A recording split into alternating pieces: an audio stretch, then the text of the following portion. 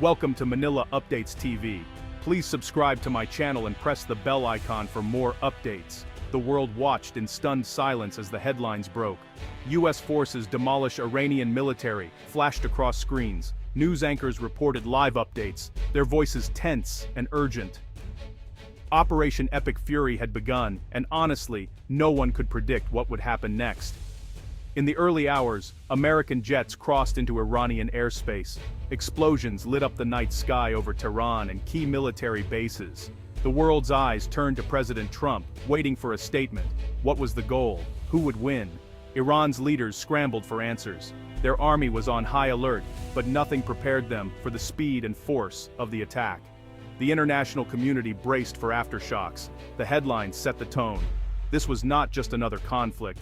It was a turning point, with global consequences for security, energy, and diplomacy. President Trump addressed the nation from the White House, stepping up to the podium as cameras flashed and reporters leaned forward in anticipation. The air was thick with tension, and the world seemed to pause, waiting for his words. His voice was strong and confident, echoing through the packed press room. Every word carried weight, and his determined expression left no doubt about the seriousness of the moment. He spoke with the authority of a leader ready to take decisive action. Today, I ordered Operation Epic Fury to keep America and our allies safe, he declared, his tone resolute. The announcement marked a turning point, signaling a new phase in America's approach to global security and the ongoing tensions in the Middle East.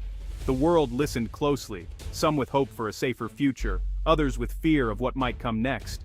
In living rooms, cafes, and offices across the globe, people watched the broadcast, their faces reflecting a mix of anxiety and anticipation.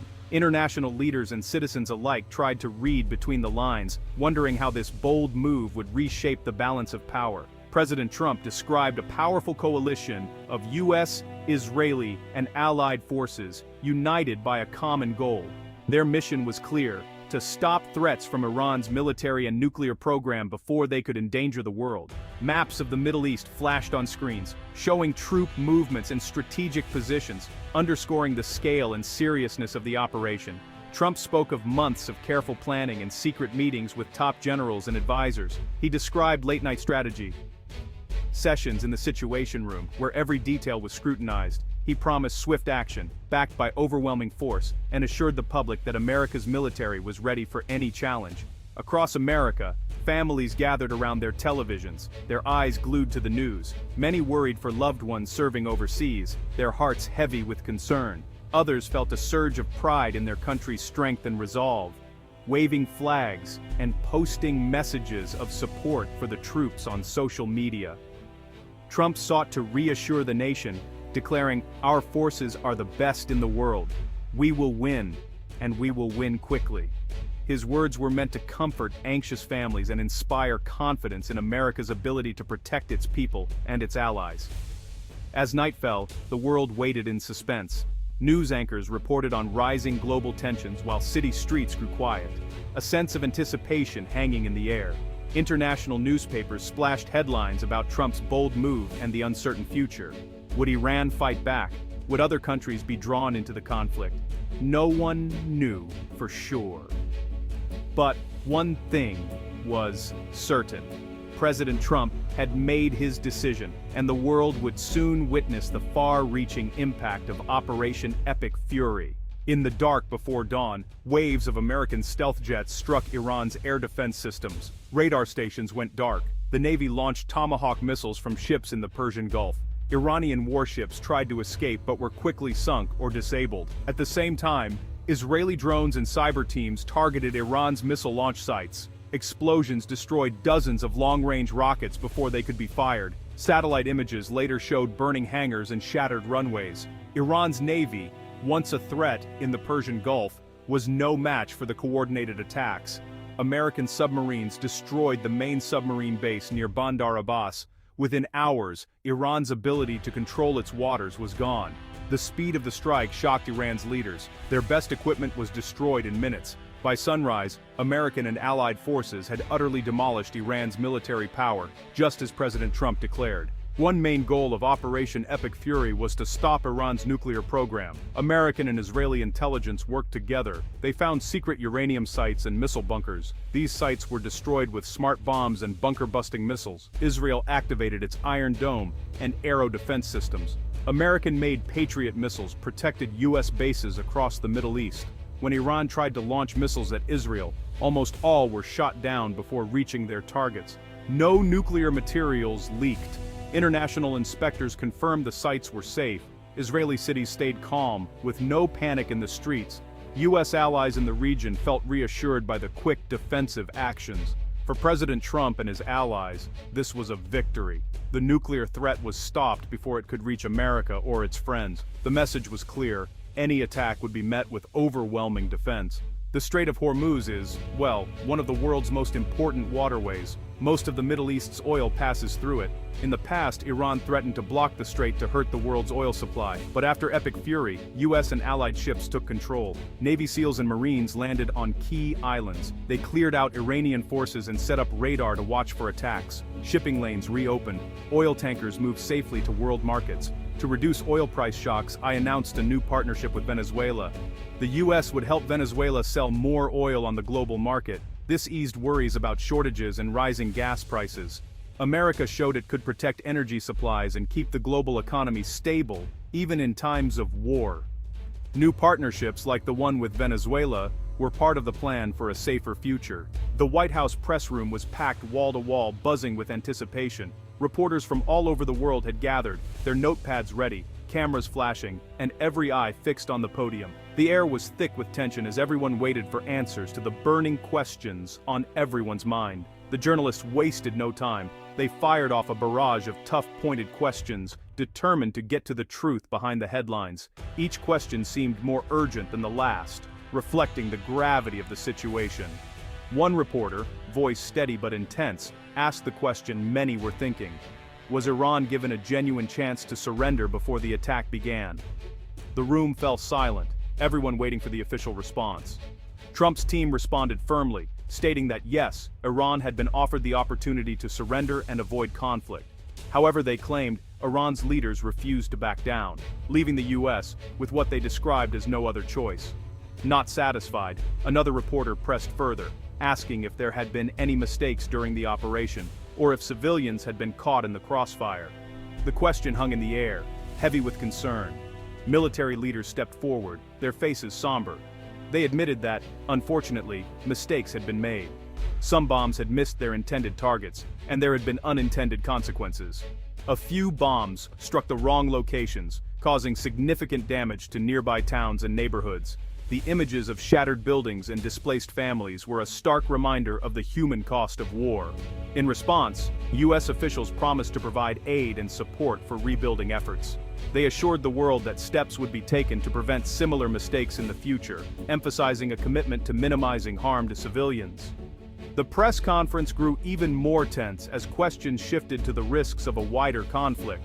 Reporters wanted to know if the situation could spiral out of control, dragging other nations into war. The possibility of Russia or China getting involved was on everyone's mind. Reporters asked directly, could these global powers intervene, and what would that mean for the world? U.S. diplomats explained that before launching the attack, they had reached out to all major powers, including Russia and China, to warn them and prevent misunderstandings. According to officials, no other country chose to intervene, and diplomatic channels remained open. Meanwhile, the U.S. announced that strict sanctions on Iran would remain in place.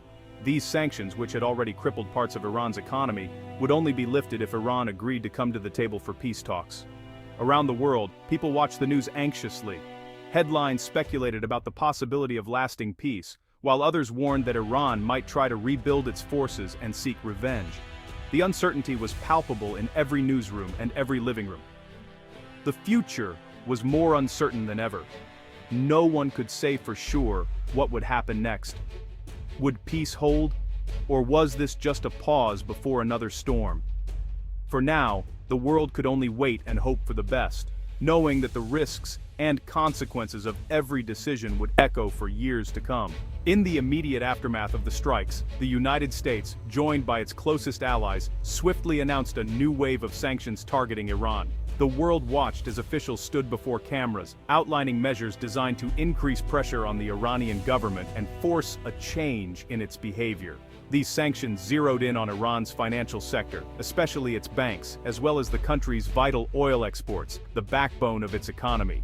High-ranking government officials also found themselves personally targeted, with assets frozen and travel bans imposed. For ordinary Iranians, life became even more difficult. The economy, already battered by years of previous sanctions and internal mismanagement, now faced a new and even harsher reality.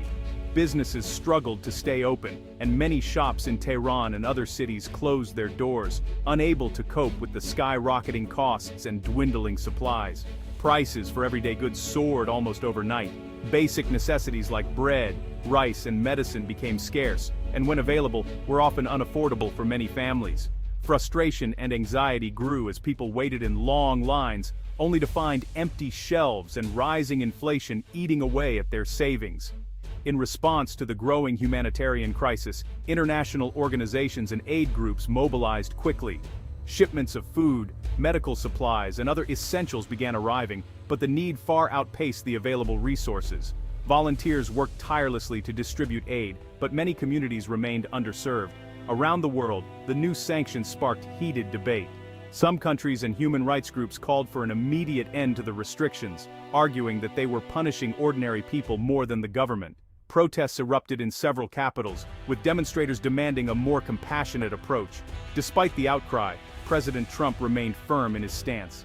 At a White House press briefing, he declared, "Sanctions will stay in place until Iran gives up all weapons and agrees to lasting peace." His administration insisted that maximum pressure was the only way to bring Iran to the negotiating table.